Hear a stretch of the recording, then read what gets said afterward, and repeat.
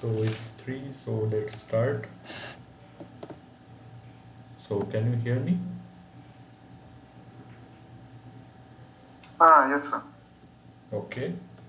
So welcome to the second week, this Quantum Mechanics I course.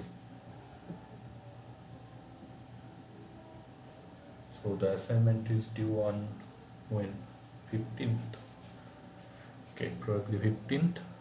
So okay. So this week's assignment is on operator. So we are actually getting into the operator notion and bracket notions. Now I think that so this is week 3, so up to week 5, so the problems are very easy, so there is nothing more to discuss, but then we'll get the real taste of the bracket notation in quantum mechanics. So today is about general operators and their properties. Like the first question, so we are concerned with commutator of two Hermitian operators.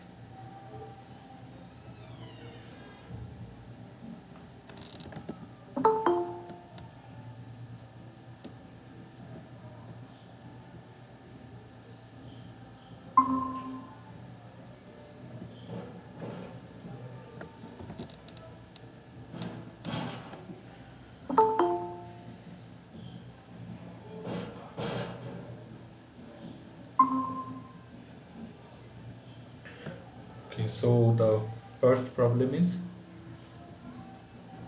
the commutator of two Hermitian operator also Hermitian?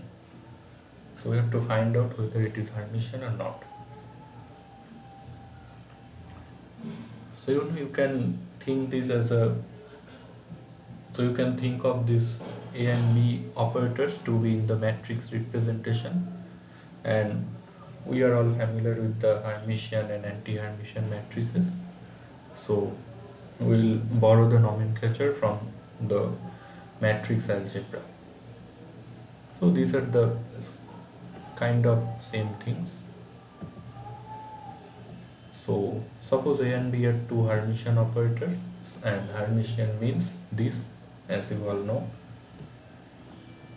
So this is the property of hermiticity of these two operators A and B, and now this is the property. So this property of Hermitian conjugation of matrix multiplication, of course, holds for matrix algebra, and this is also valid for operator algebra. So for any two operators O1 and O2, so any two, so they need not be Hermitian, anti-Hermitian, so they can be any operators. So any two operators O1 and O2 satisfy this following relation. So the product, the Hermitian conjugation of the product O1 O2 is equal to this O2 dagger O1 dagger, and of course you know the convention. So the operator that is on rightmost act first on the object. So here the operators should be acting on states in the Hilbert space. So in this product, so O1 dagger will act first, and then O2 dagger will act on the whole thing. So this is the convention for multiplication of operators, and similarly here. So up to this much, so up to the boxed thing, so O2 act first and then O1 acts. But when we take dagger of the whole thing, then the order of O1 and O2 changes. So the rightmost thing goes to the leftmost position and so on. So this is the Hermitian conjugation of product of two operators. So now let us see what happens to the commutator. So first consider this step. So you see Hermitian conjugation is a linear operation. That means, so the Hermitian conjugation of O1 plus O2 is equal to O1 dagger plus O2 dagger. So the Hermitian conjugation acts on the individual components of a summation. So here I have also used that same property. So commutator of A and B means AB minus BA, and just act dagger on both of them. So as I said, dagger is a linear operation. So this follows from the linearity of Hermitian conjugation. So now this equal to this by the property of the Hermitian conjugation of product of two operators.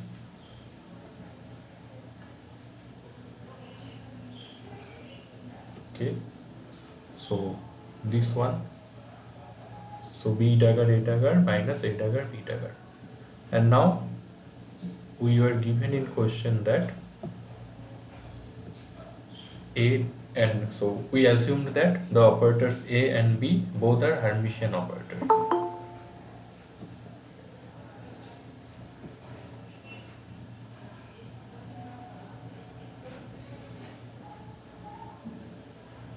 Sir, from this we can say that the anti-Hermitian operator, Yes. the anti-commutator is Hermitian operator. Yes. Anti-commutator. Because Yes, I anti-commutator derive of two Hermitian operators is a Hermitian operator. Yes, you are right. yes, because the plus sign is Yes, there will be a plus sign between, and then nothing will change. So, thank you, sir. okay. So, of course, yeah, as by now you have understood that this is equal to minus of the commutator of A and B. So that means, so consider these full steps. So that means the commutator, the Hermitian conjugation of the commutator is equal to minus of the commutator itself. So that means the commutator should be anti-Hermitian. So that concludes our first question. And also, sir, if this commutator is commute, then this is Hermitian. It can be Hermitian. A commutator commute means? If Okay. A and B So, zero. A and B is commute. Yes. Okay, then that is a zero operator. Okay, yeah, that is a special case. I should have mentioned that. Yes. Yes, sir. If they commute, then both sides are zero, so there is nothing to compute. Then the commutator will be Hermitian. I can say. So that is zero. So zero operator. So we don't usually say zero operator is Hermitian or anti-Hermitian. So this is just zero. So act anything and you will get zero. So that is not of much significance. Okay, sir. Yes. So now on next question. So we have been given two operators. So we have to now find out which of them are Hermitian with respect to the usual inner product that we use in wave mechanics. So two operators, so whether they are Hermitian or anti-Hermitian actually depends on our definition of inner product. So that is very crucial, but we usually don't say the complete statement very explicitly.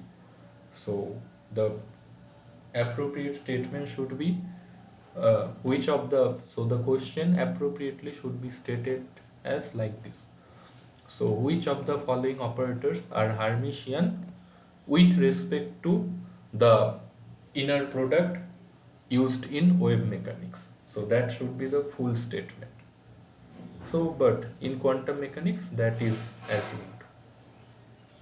So now we'll check which one is Hermitian. So now you know from wave mechanics. So okay,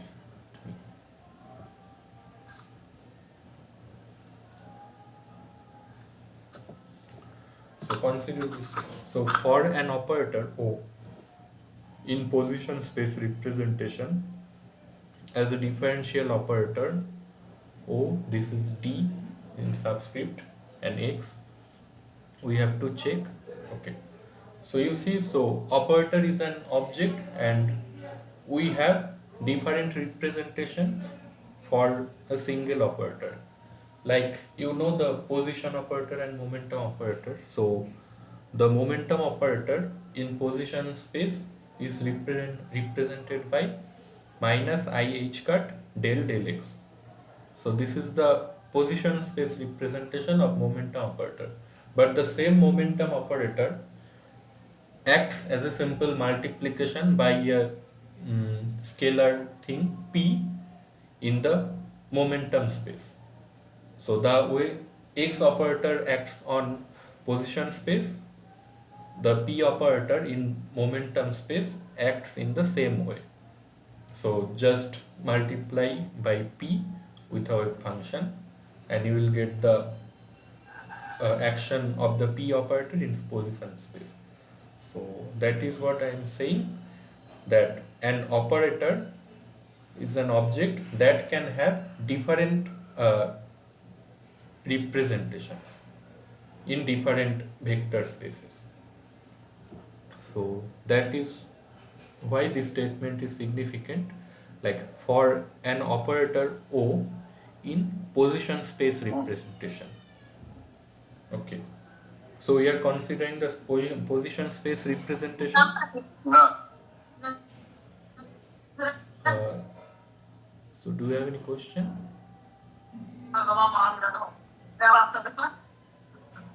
Okay, don't think so. Okay. This doesn't is an unmute for yours. Okay. Leave it. So okay, so let it act as differential operator in position space.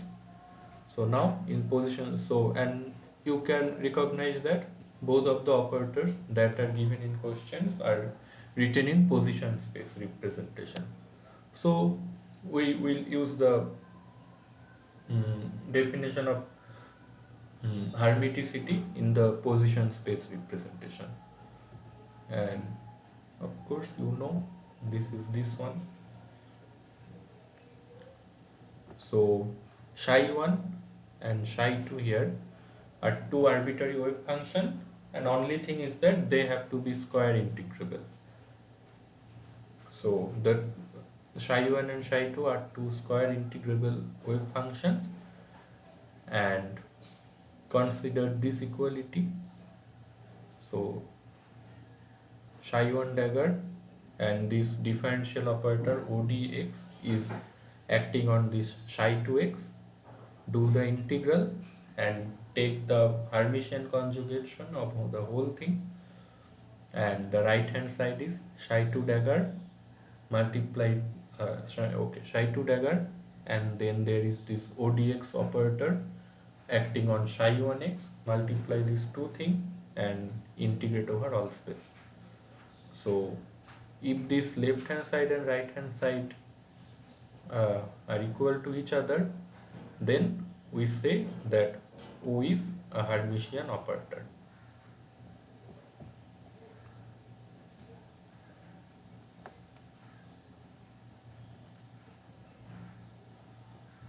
Okay, so now let us first check whether this, so B looks familiar, so it looks like minus of the momentum operator.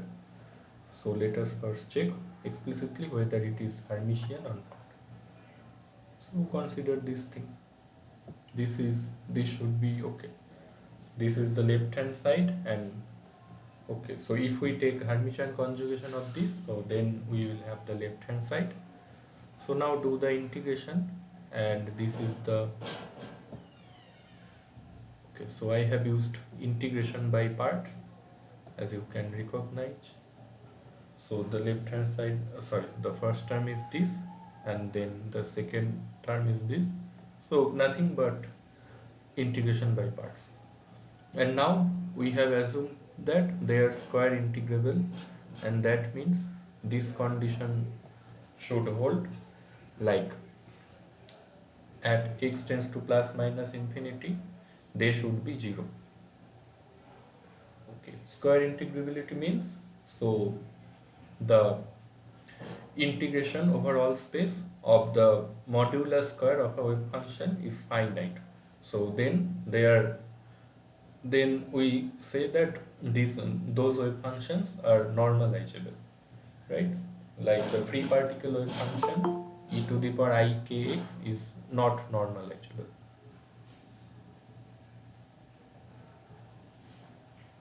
Okay, that is not normalizable, the free particle wave function. But for example, the bound state wave functions, they are all normalizable, and they are actually called square integrable. So this is the condition, and if we use this, then we see that this first term is 0, because both of the components of this product vanishes independently in the said limit. So we are left with this one. So we are left with this one. Now we will take the complex conjugation. So after taking the complex conjugation, we get this. Okay, so now let us compare to the definition of hermiticity in position space.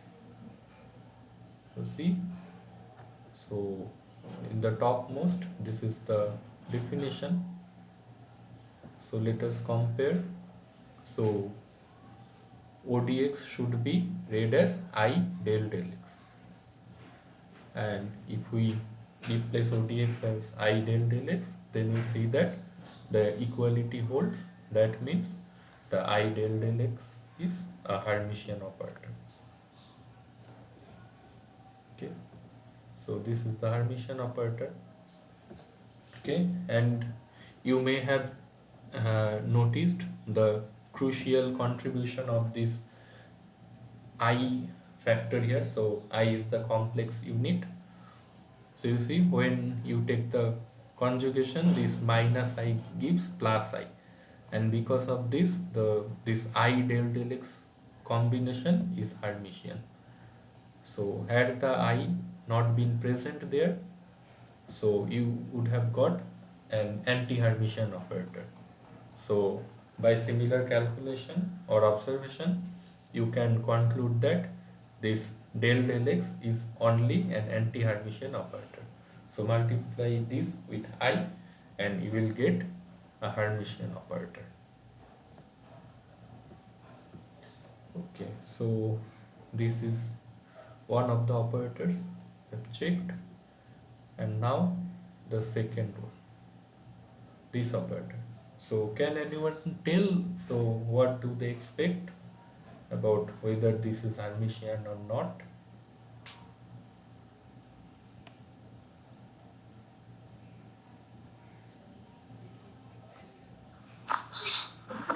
Is Hermitian. Not Hermitian. Okay. A is not Hermitian and B is Hermitian. Okay, so why is A not Hermitian? So After taking dagger, it is minus. Minus sign will arise. but what about B then? With the B will be Hermitian. But after taking dagger, the minus sign is also arising, right?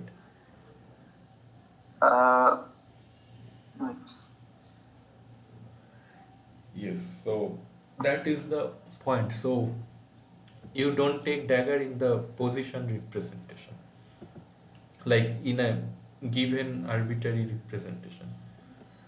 And okay, so you can take dagger directly if you are given some operator in matrix representation, but never take dagger directly when this is given as some differential representation.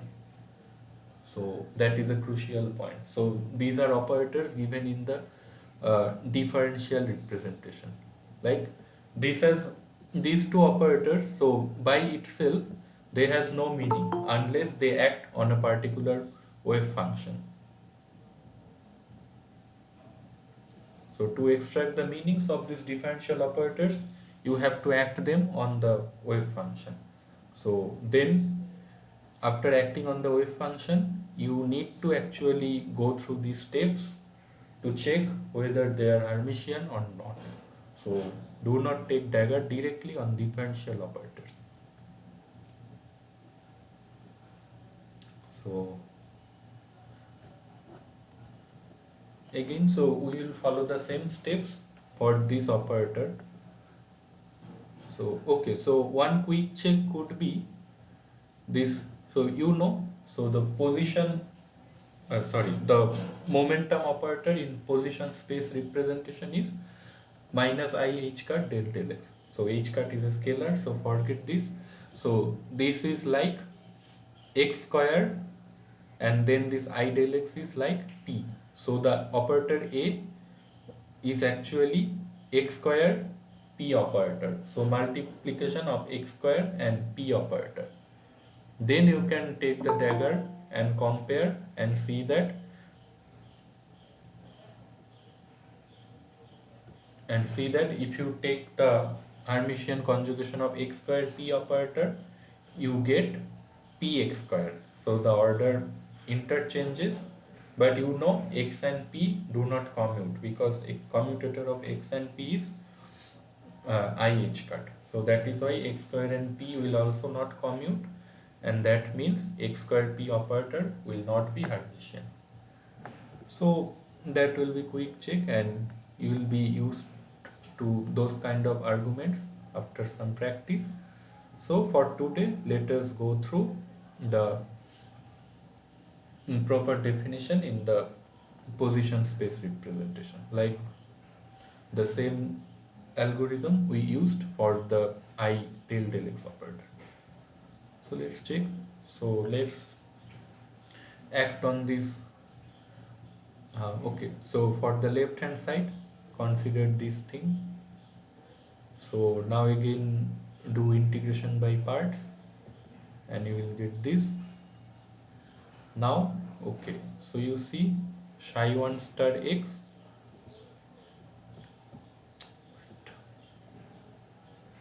Okay, so for this part, so you see we have psi 1 star x, x square, psi 2x. And now we have to assume that psi 2x and psi 1 star x vanishes sufficiently rapidly at x tends to infinity, so that x square multiplied by this whole thing is actually 0 in the said limit. So this is an assumption. This cannot be fixed by square integrability. So this is an input. Okay. With this assumption, we now see. So after doing this integration by part, so and using this assumption, we see that from the second term we obtain this. So what was there? So del x square acting on x square psi 1 star x. So of course you have to use the chain rule of differentiation, and that is how you will get two terms. That is what I have done here also to get these two terms. And now finally we have to take complex conjugation of the left hand side. Okay, and so we do in the right hand side also, and from the right hand side we get this one. Okay, so now look at this much. So this okay, so from our definition of hermiticity in the position space, okay, so this was the definition. So from this definition we see that up to this much was fine, but then there is this extra contribution, and because of this extra contribution the equality of that definition does not hold, and consequently this is not a Hermitian operator.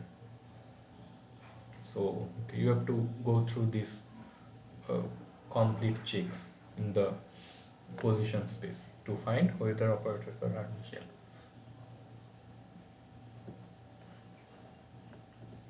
Okay. So having done that, now let us consider this operator.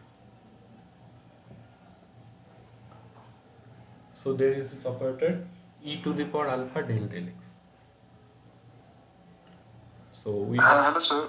yes, yes. In this question, it is necessary to take any two-wave function. We can say directly like alpha is a purely imaginary, then I t upon dx is a Hermitian.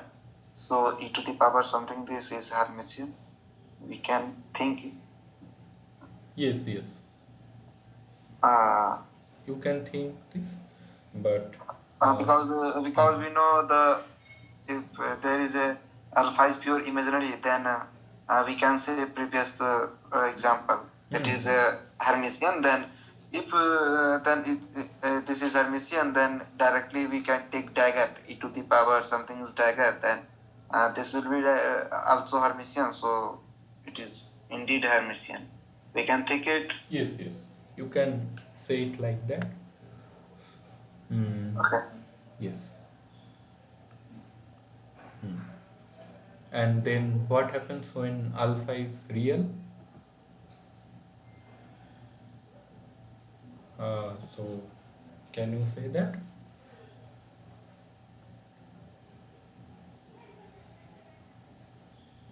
Alpha is real is not Hermitian. Then Okay, so not Hermitian.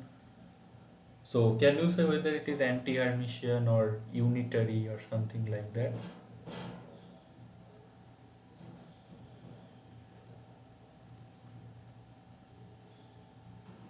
So Unitary. unitary. In which sense, sir, unitary? Oh, so you do not know the definition of unitary, okay? Is it? Yes, I know. Okay. Unitary, Yes. e to the power minus something is an operator, unitary operator, which apply on perturbation theory, like Okay. in Yes. So then it is. in the Heisenberg picture, Schrodinger picture, like. So of course, then you will see that this is unitary because so Yes. yes, if alpha is real, then minus I alpha is complex, and then e to the power complex multiplied by some Hermitian thing. So then you will see it is unitary. So yeah, you can directly say that this is Hermitian, but I don't know why I did not use that argument directly. Maybe I thought this should be useful. So okay, so you actually know how to act with this e to the power alpha del x operator, right? Like, okay, so tell me one thing. So if you act this e to the power alpha del x operator on a psi x, so what should be the result?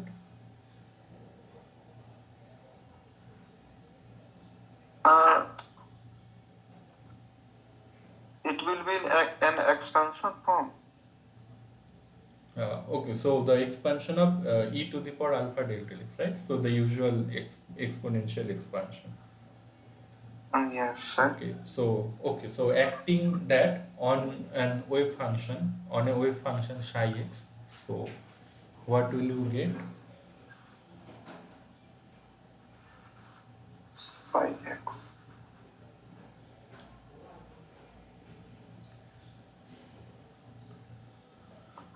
That means this wave function act on psi x. Yes, this operator acting on some psi x.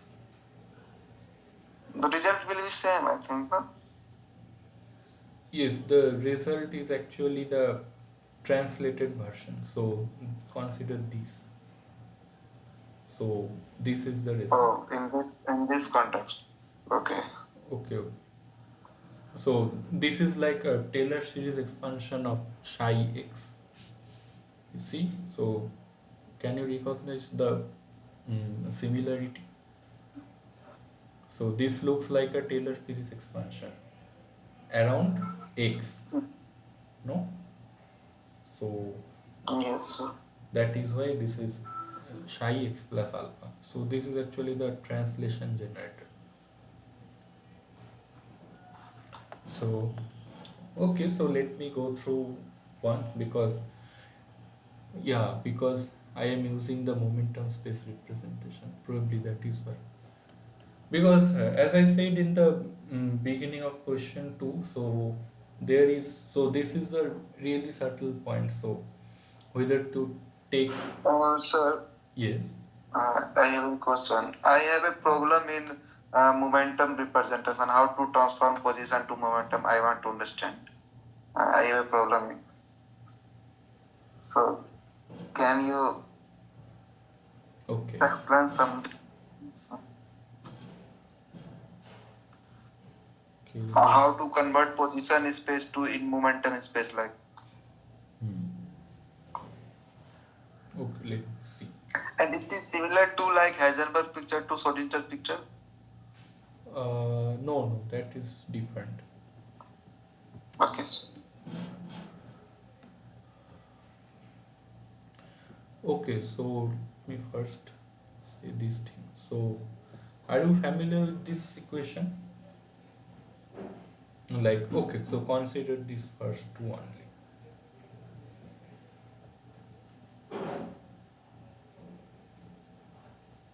So, It is a Fourier transform like. yes, it is a Fourier transform, and Okay. that is how you go from position space to momentum space. So, are you familiar with this or not? Yes, sir.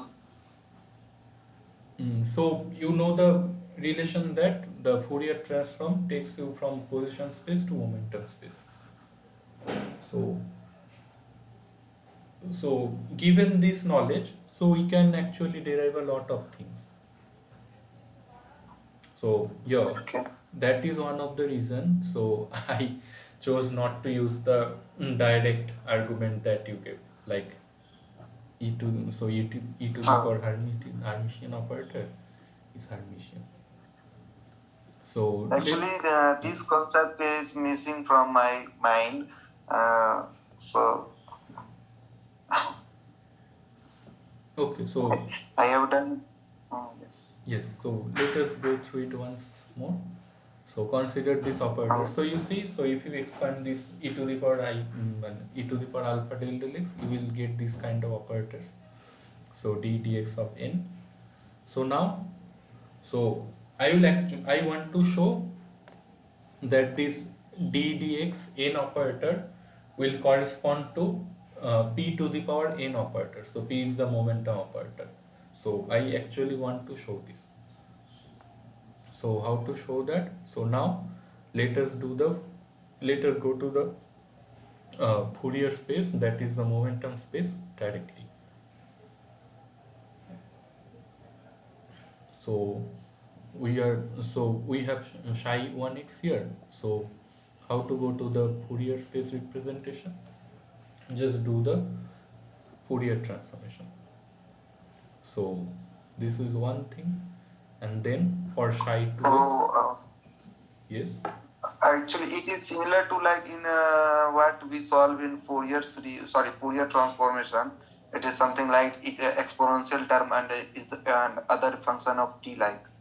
So the function of t is working as a position representation in this situation.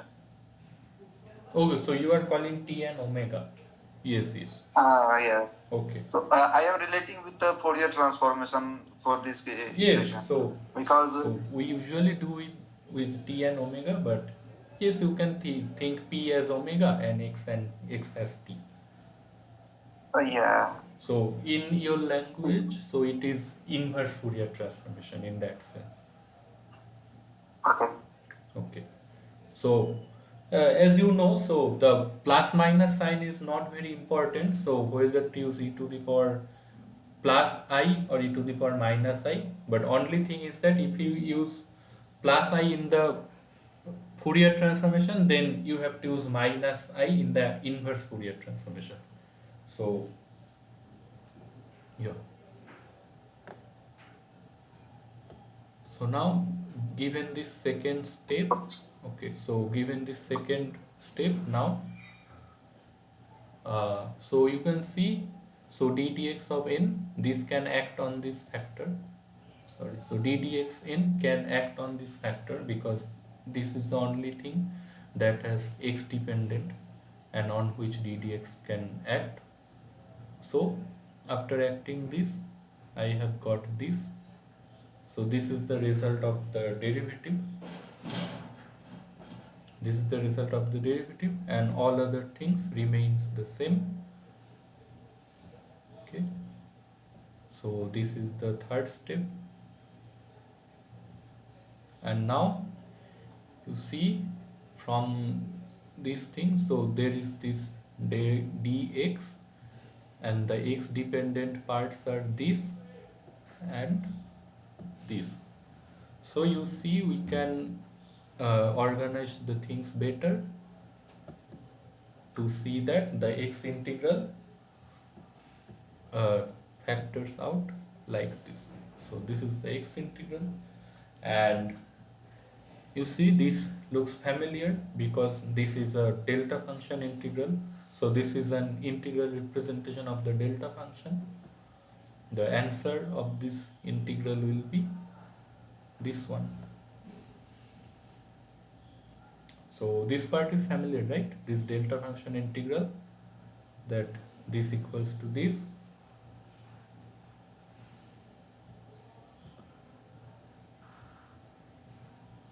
Yes, sir. Yes. Okay. So now once we have obtained this delta function, now you see we have P1 and P2, and using this delta function we can actually evaluate one integral. So I have chosen to do the P2 integral. So I am left with this using the properties of delta function. So this is the result. So starting from this position space representation, I have got an integral in in momentum space representation. Now, as we discussed, so we have to use this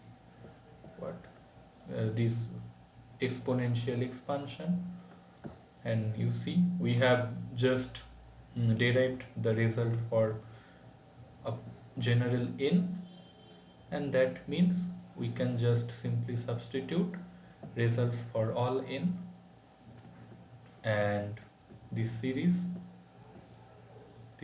inside is an exponential expansion of this thing. First, it is easy to convince yourself that this is the case, and thus finally we have obtained that this left hand side is equal to this one in this right hand side in momentum space representation. So having derived that, okay, so consider now this. So we have derived this, okay, up to this one we have derived. And okay, another thing is that the in bracket notation a wave function is defined like this. So inner product between this x and this psi. So this x is actually eigenstate of position operator.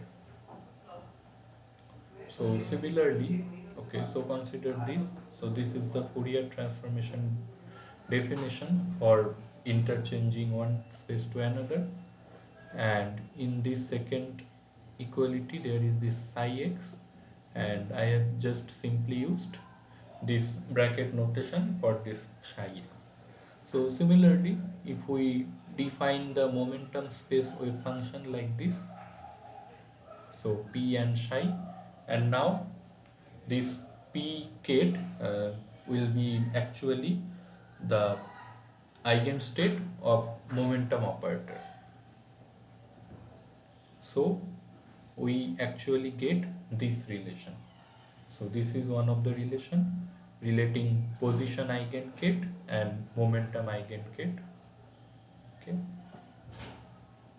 So now we have derived that.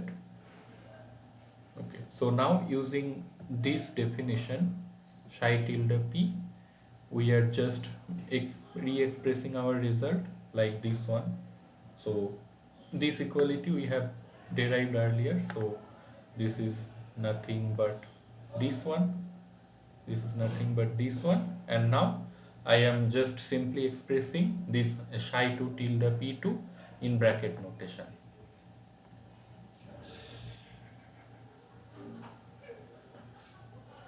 So expressing this in the bracket notation, we get this one.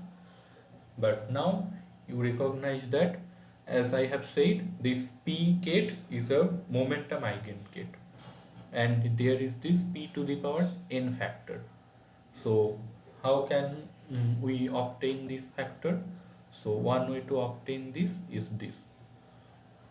So if this p to the power n operator act on this p eigenket, so because this is a simple eigen state and eigenvalue equation, so this will give you scalar p to the power n.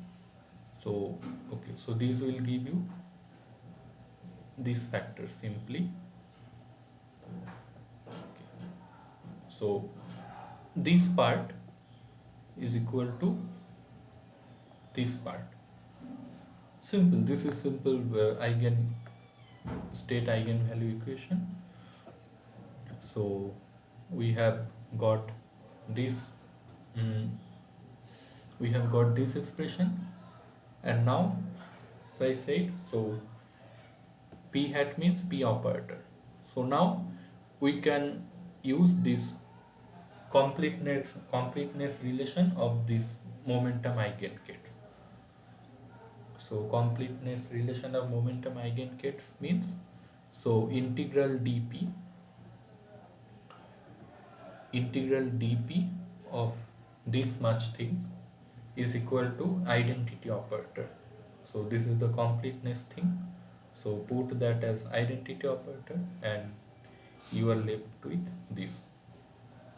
So now, so that is how you show that this ddx operator, ddx differential operator is actually, so that the ddx is a position space representation of some operator, as I have said. And now by this calculation we have demonstrated that the operator whose position space representation is ddx to the power n is this operator. So this is the momentum operator multiplied by I h cut. So I by h cut. So this is the actual operator. So I have gone through all these things just to uh, let you appreciate. So the operator and its representation are two different things.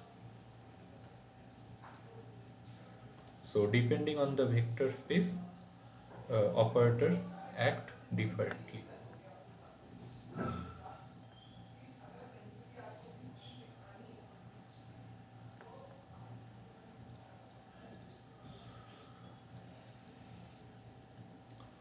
Okay, so fine. Now after calculation we have shown that this, and now as you have already expected, so it will be Hermitian if this happens. So that was our definition of hermiticity in position space. Okay, using the definition of hermiticity in position space, we obtain the relation between these two momentum space integrals. Now if you compare this left hand side and right hand side, they are almost equal barring this e to the power I alpha p factors. So in left hand side you have this one and right hand side you have this one. But both, so LHS will be equal to RHS if this happens for any p. Now since for any real p this happens, that means we have to have these conditions. So alpha is minus alpha star, and that means alpha is an imaginary thing, a purely imaginary quantity. And p is real. Why that is the case? So p is real because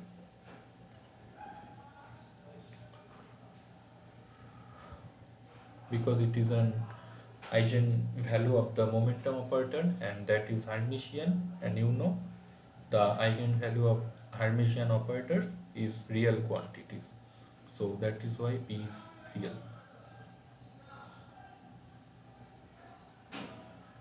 Okay, so that much was fine for alpha purely imaginary. Now you will see when when alpha is purely real, what happens.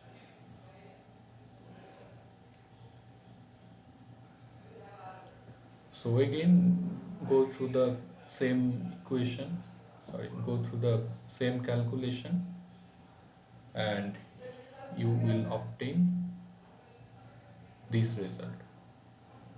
Probably there is a mistake.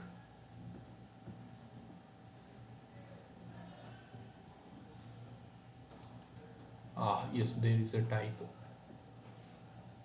Not typo, but writing mistake. Okay, so in this equation, so this should have been e to the power of this thing. So the e to the power thing is missing. So this should have been e to the power minus e to the power this thing that is written here.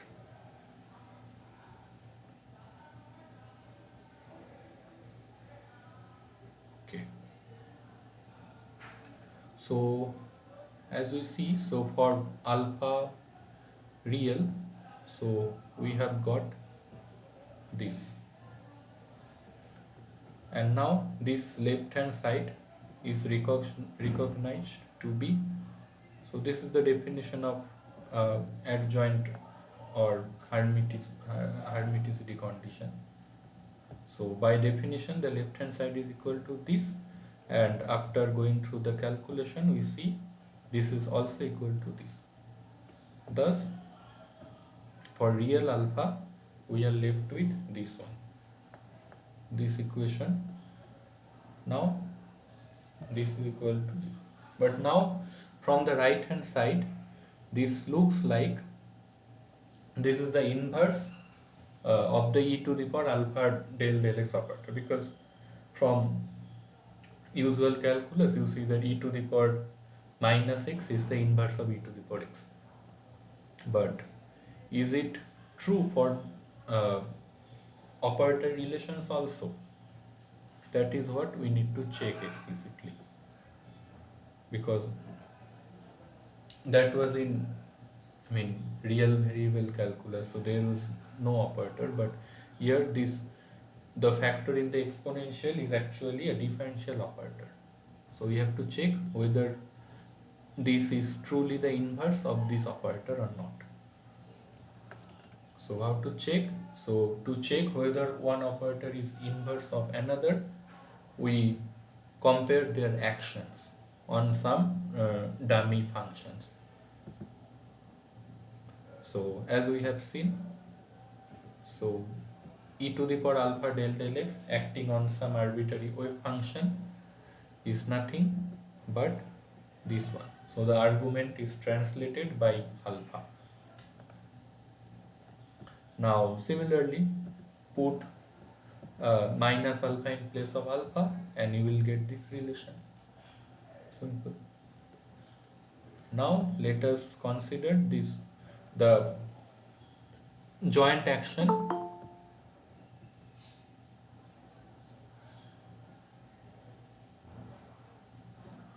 Okay, now let us consider the joint action of these two operators.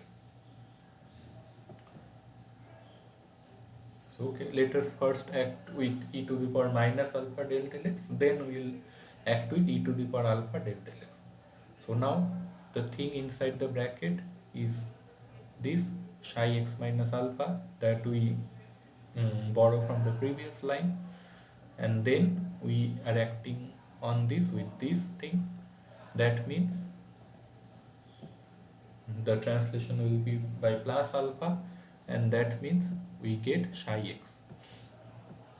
So the action of this full operator on psi x is nothing but psi x. Similarly, consider the inverse, consider the action of these two operators in the opposite succession. Like first act with e to the power alpha del del x, you get this, then act with e to the power minus alpha del del x, and then translation by minus alpha, and again you are left with psi x. So that means this full operator, so when there is plus, the other one is minus, and when it is minus, the other one is plus. This is the meaning of this notation. So that means these two operators, the multiplication of these two operators acting on some arbitrary wave functions gives back the wave function itself. That means this is nothing but the identity thing. So this is akin to multiplying by 1. So 1 multiplied by psi x gives you that psi x back, and that means this is indeed, so e to the power minus alpha del del x is indeed the inverse of e to the power alpha del del x. Okay. And now, okay, so from the for alpha real we have got this relation, and we have shown that e to the power minus alpha del del x is the inverse of e to the power alpha del del x operator. So that means the Hermitian conjugation of e to the power alpha del del x is equal to the inverse of that operator, and that means e to the power alpha del del x is the unitary operator. Okay. So this was the full check, and the shorter way is to do as someone was saying, like we have to first consider the operator, we have to first find the operator whose position space representation is e to the power alpha del del x. So once we have found that operator, then this is easy. So like this one, you see, so this is the relation. So in the bracket notation, so the left hand side is written in the bracket notation, and the right hand side is written in the position space representation. Similarly, for the last line, you see the left hand side is in bracket notation, and the right hand side is in position space representation, and the right hand side shows the action of e to the power alpha del del x, and the left hand side shows the actual operator whose position space representation is e to the power alpha del del x. So to use that direct argument that e to the power of a Hermitian operator is Hermitian, so you should first show the operator whose position space representation is given. So once you have derived that this is the e to the power I alpha p operator, then you can use the Hermiticity property of p, because you know p is an observable, and the observables are postulated as Hermitian operators in quantum mechanics, etc. So that should be the proper way to do it. So is there any question?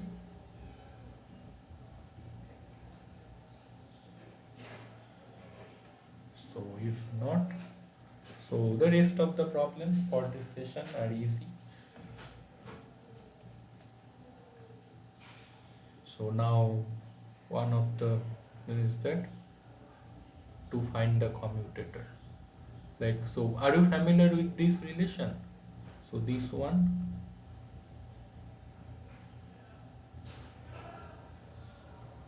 Commutation, that is, yes, this commutation relation, the highlighted one. this is the uncertainty principle, basis of uncertainty principle. Yes. So you're familiar with this. Okay. So in this problem 4, we have to use this relation. Commutation. Yes.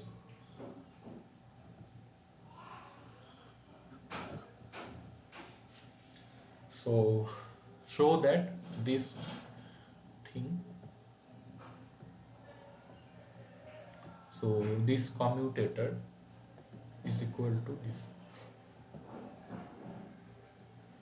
where the function, so f is a function and f can be expressed as a power series of its argument. So that means this. So as a function of some real variable y, so f can be expressed as this power series. So you may consider this as a Taylor expansion around y equal to 0 and all that. Okay, so this is a function of a real variable, so where ai, so all the ans and y are complex numbers. So similarly, so this is the expansion, power series expansion of fy for when y is real variable, and as an operator expression, this has the similar meaning. So just reply y with a operator. So function of a operator is equal to this. So this is valid for any operator. So now we need the function of x operator. So we are given this thing. So given fx is a function like this, so sum over an x to the power n, we have to find its commutation relation with p operator. Now this is one of the properties of commutator. So are you familiar with this?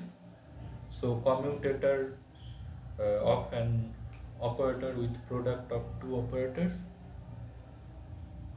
So if not, you can easily derive this relation.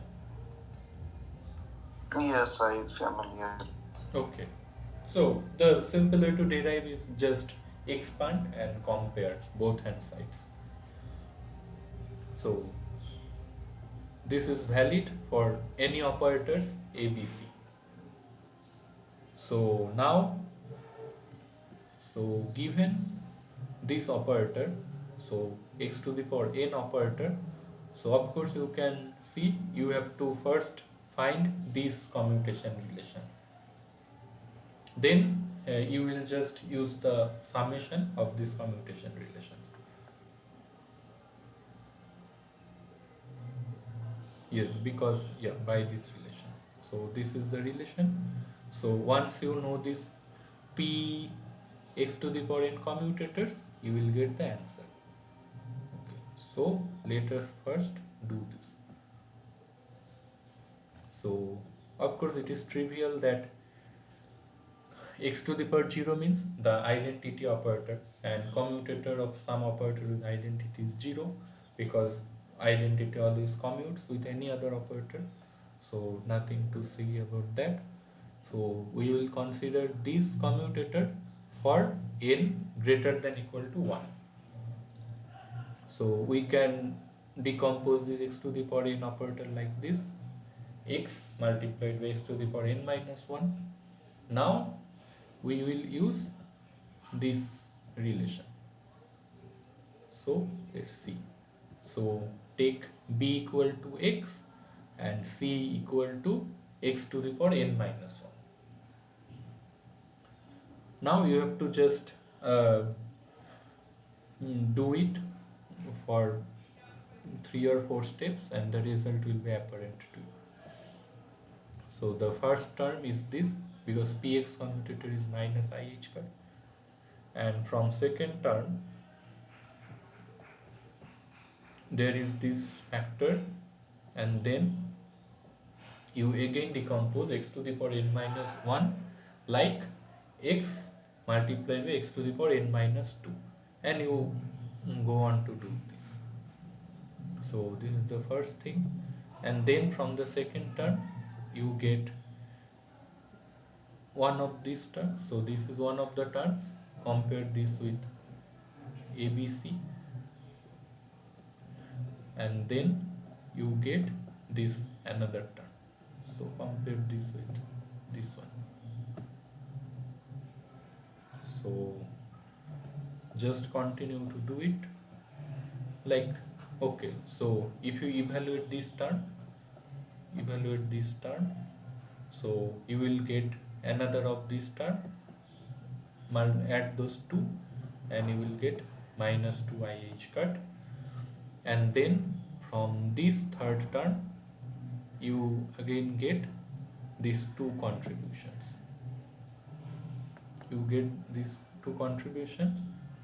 And just continue doing this, and finally you will get this. So you can also prove this by method of induction also.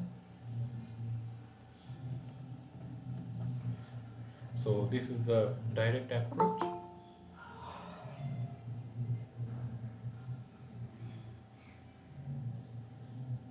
Okay, so yeah, this is the direct approach.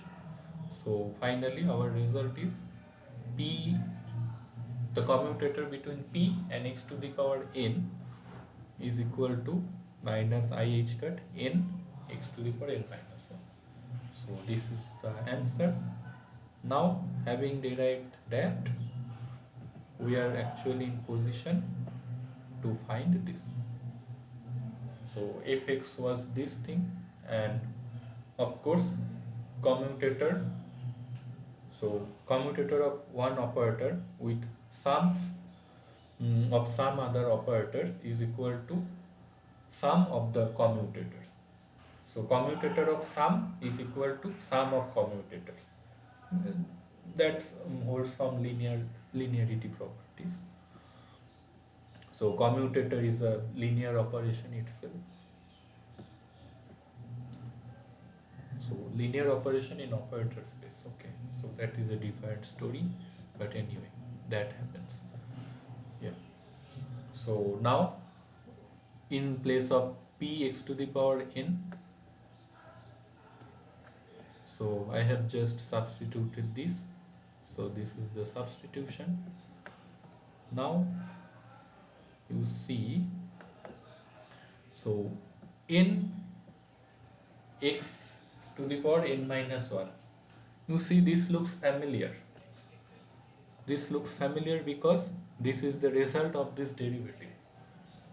So d dx of x to the power n, just do the derivative, and then in place of x substitute it by operator x.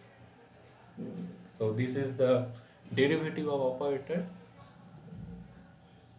So nothing, just simple real variable calculus derivative, and after doing the derivative just substitute the real variable with an operator.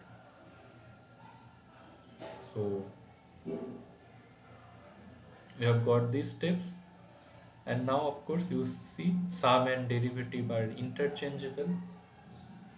So that means we have got derivative of this full summation, and after performing the derivative we need to substitute the real variable with the operator x, and that is our result. So f dash means derivative with respect to x. So this gives us our final result.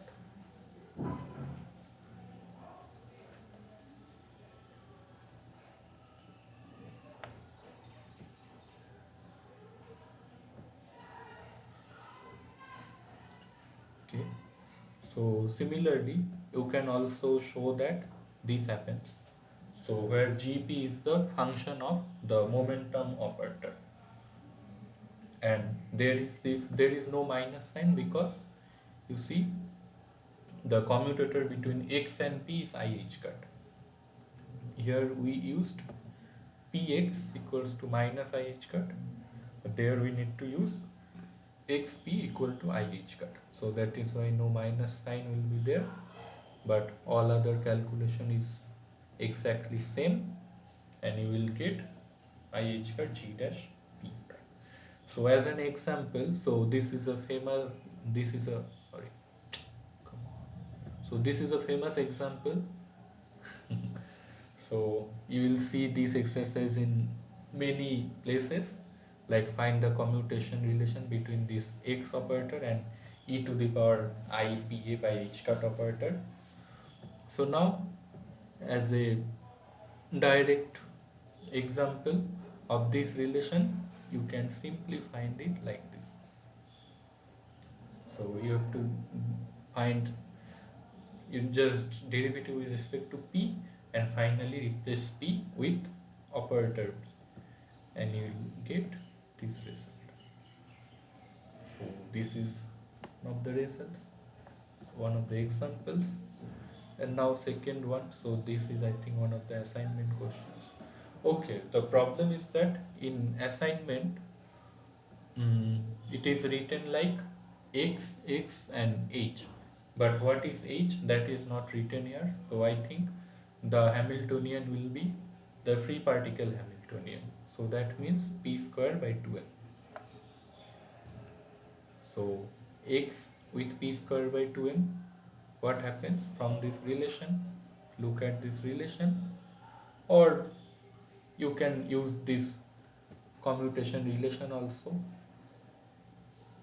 This one, you can also use this one. So, but directly looking at this relation, we get x p square m to be equal to I h cut p by m. Okay, and now find the commutator between this x and I h cut p by m, and you will get minus h cut square by m. So that was an easy problem. So do you have any question?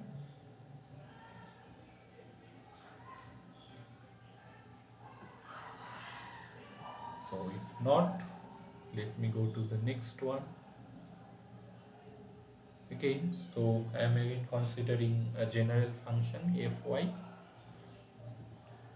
So the question is, let a be an anti-Hermitian operator. Now let fy be a real function. So what does real function means? Real function, so that can be expressed as power series of its argument. So real function means it takes real variables as input and gives real number as output. So like mathematically you say it like that. So real number as input and real number as output. So that means for a real function, the power series expansion should have real coefficients, because otherwise you will get a general complex number. So the coefficients in this power series expansion are all real number. So the meaning fy is a real function is precisely this. So given a is an anti-Hermitian operator and fy is a real function, so we have to find out whether this fa is a Hermitian function or anti-Hermitian, sorry, Hermitian operator or anti-Hermitian operator. Okay, So had A been a Hermitian operator, so the answer would have been always Hermitian. So whenever f is a real function and A is a Hermitian operator, f is always Hermitian operator. But when A is anti-Hermitian operator, we see that whether f is Hermitian or anti-Hermitian depends on the property of the function f. So consider this. So as we discussed in the previous problem, f is this one. Just substitute y by operator a. Now take the dagger of the whole thing. You get this. And now we are given that a is anti-Hermitian. That means this. So a dagger is minus a. So that means this is the function of minus a. So that means the Hermitian conjugation of f a operator is equal to f of minus a operator. Now you see, so when fa is Hermitian, so when can fa be Hermitian? Fa is Hermitian when fa dagger is equal to fa, and for that we will need fa is equal to f of minus a operator. So fa operator is equal to f minus a operator, and that means fy should be even function. So when fy is even function, fa will be Hermitian, and similarly when fy is an odd function, that means, so when fy is odd, these are the relations. So up to this much we have calculated, and this property will follow from the odd property of the function f, and then we have fa dagger equal to minus fa, and that means fa is anti-Hermitian. So when the function fy is an odd function, fa is anti-Hermitian, and when fy is an even function, fa is Hermitian. But when fy don't have a definite parity, like it's neither odd nor even, then fa is neither Hermitian nor anti-Hermitian, because then you only have this much relation, fa dagger is equal to f minus a, and you cannot say whether fa is Hermitian or anti-Hermitian if fy do not have any definite parity.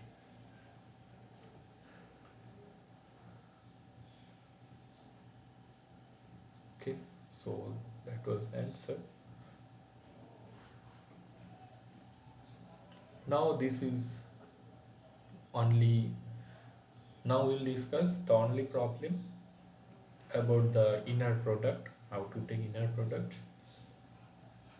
Like we are given two wave functions, two states. So this ket 1, ket 2, ket 3 and ket 4 are four mutually orthonormal states. Okay, and psi 1 and psi 2 are some linear combination of them, and of course they are not normalized. Okay, so these two are linear combination. You see there is this constant a that is as of yet undetermined. So we have to find the value of the constant a such that psi 1 and psi 2 states are orthogonal to each other. So this is an easy problem. So need a. So when are they orthogonal? When their inner product vanishes. So we have to find a such that this happens. Now how to take inner product? Like we have to first find the corresponding bra correspond to one ket. Like it will be easier to find this bra of this psi 2 ket state. So let's do this. How to find the bra of this state? like this one. So 2 is a real, so its complex conjugate will be 2 itself. But look at this minus 3i.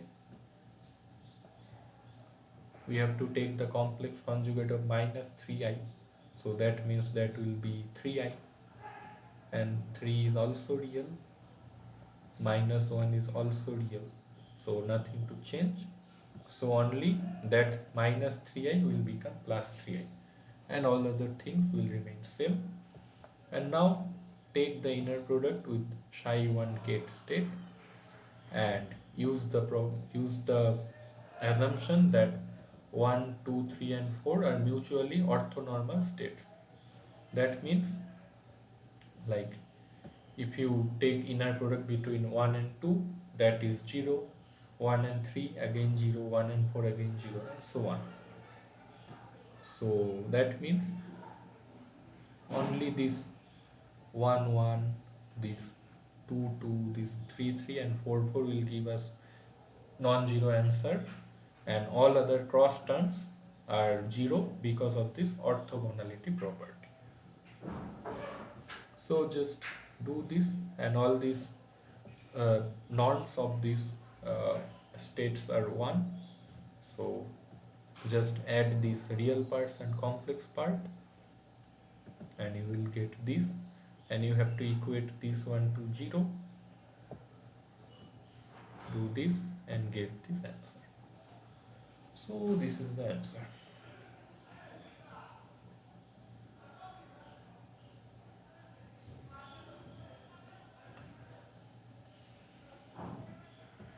Okay, so this is problem 7. Okay, let us set this first.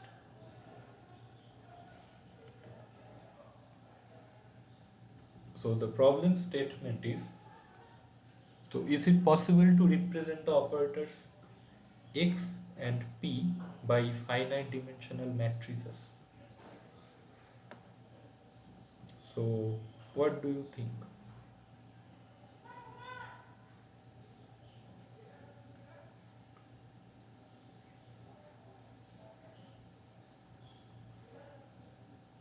Uh,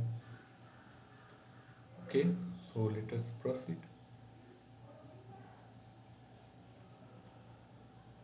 So as I said, so x and p are operators, but now we will consider matrix representation. So earlier we have used the position space or momentum space representations as differential operators. Now we will see about the matrix representation of these two operators. So the problem, the thing that they have to satisfy is this. So the commutator of these two operators have to be IH cut, a scalar.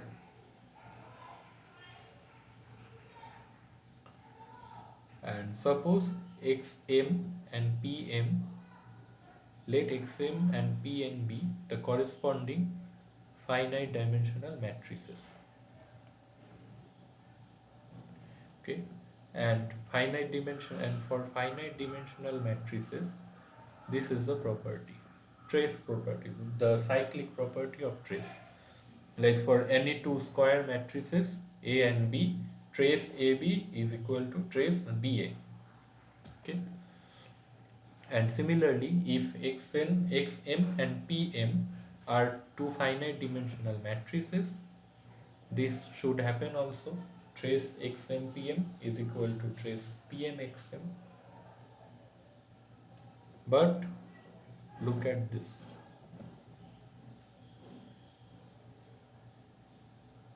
And this implies this. So just take trace in both hand side.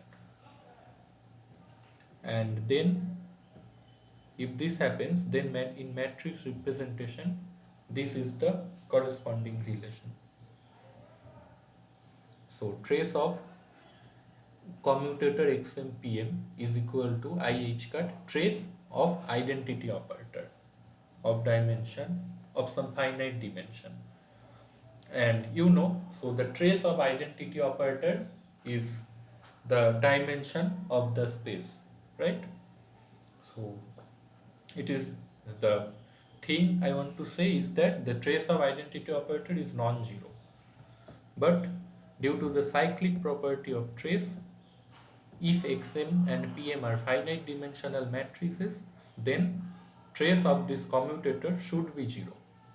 So we have 0 is equal to trace Im.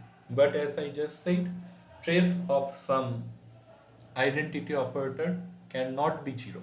So we are led to a contradiction. So this is a contradiction. So that means these two operators x and p cannot be represented by finite dimensional matrices. Okay, and we cannot say anything about infinite dimensional matrices because you see, because the trace for both xp and px will be infinite. So, and we cannot say really anything about infinity minus infinity. So that is an undefined limit. So so they can have infinite dimensional matrix representation, but not finite dimensional matrix representation. So one example we will see of matrix representation of x and p operators when we will consider the simple harmonic oscillator. So we can then explicitly see the matrix representation of x and p, and we will also see that those matrix representations will be infinite dimensional. So that is that. Now a small problem. Show that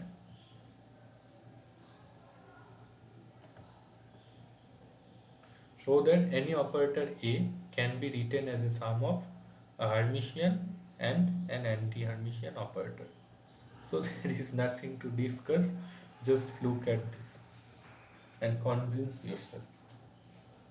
So any operator can be decomposed like this: half of A plus A dagger plus half of A minus A dagger. So you can uh, write any operator like this, and A plus A dagger is Hermitian, but A minus A dagger is anti-Hermitian. So that solves the problem. Now the last problem for today.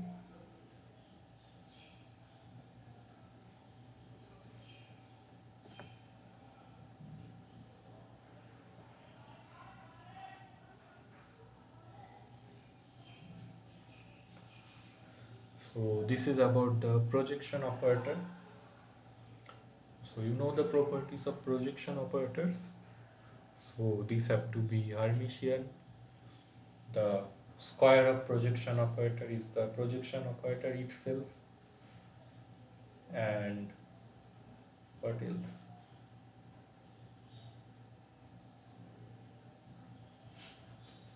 Well, these are the two main properties. So you are not familiar with eigenvalues, are you? Like how to find eigenvalues of matrices. So when we will discuss the eigenvalues, we can actually do more about this projection operator. But for today, we will not discuss the problems involving eigenvalues, but let us show this much. So let P be a projection operator. So let us find an example of a real function fy such that this function of this projection operator fp is also a projection operator.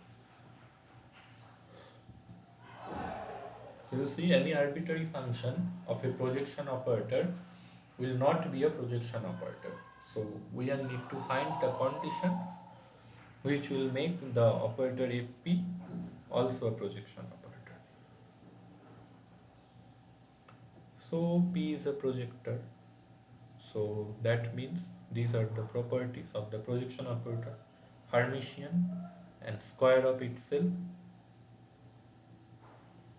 square of the projector is the operator itself. And since p square is equal to p, you can easily show that p to the power n is also equal to p. Well, this just follows from induction. Like p cube, so p cube means p multiplied by p square, and p square is p, that means p cube is equal to p square, and p square is equal to p, that means p cube equal to p. Similarly for other n's also. Now it can be shown that this happens. So as we discussed in the question 5, so in similar way you can show that since p is a Hermitian operator and f is a real function, so the Hermitian conjugation of the function fp is the function fp itself. Fp that means fp is a Hermitian operator because p is Hermitian and f is a real function. Now let us consider the power series expansion of fy like this. Okay, let me apologize to take a call. হ্যাঁ hello, হ্যাঁ আমি class নিচ্ছি। বাইরে নাকি?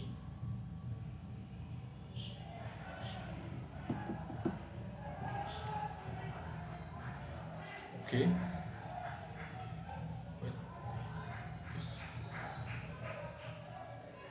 okay, so consider this power series expansion of fy, and just like the previous problems, replace y by this operator p and you will get this.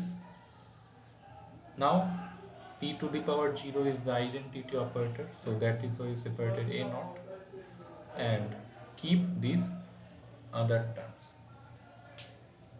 n equal to 1 and higher terms, but we just saw that this happens for n greater than 1, greater than equal to 1, this is the property. So using this property, all this p to the power n in this term will nothing but be p only.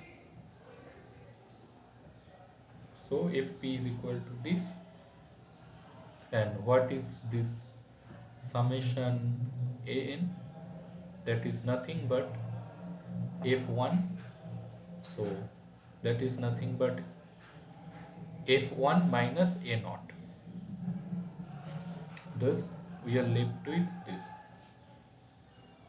So this function fp of the projection operator is written like this: a naught plus projection operator multiplied by f1 minus a naught. Now just take the square of this operator. So okay, so we have to find out when fp is also projection operator. That means we have to see when fp square is equal to fp.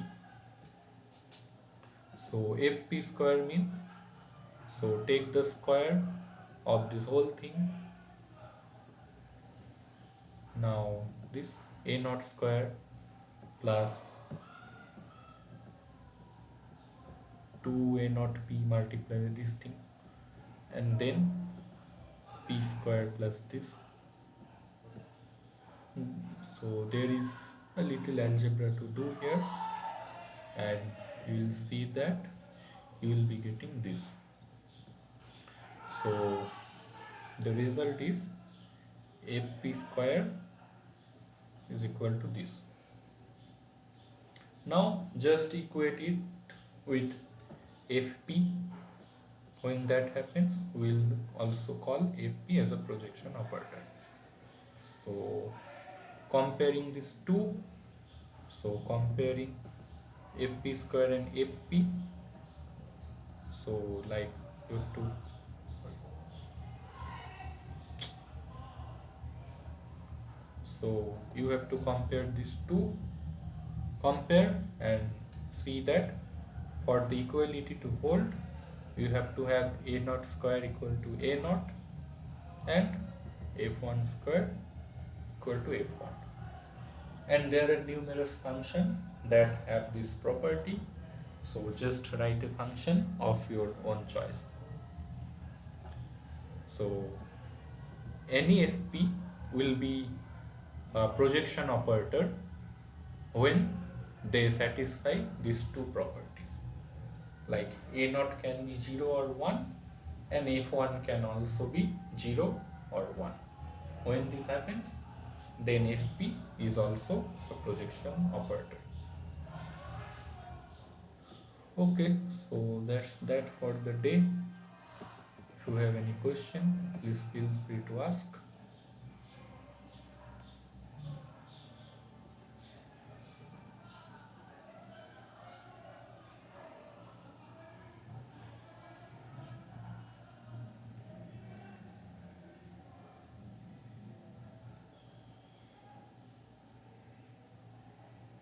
Or okay, if you have no question, then just end the session.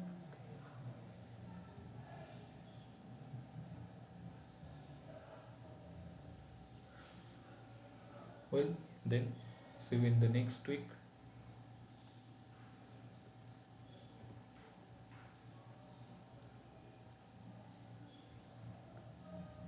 Okay, bye.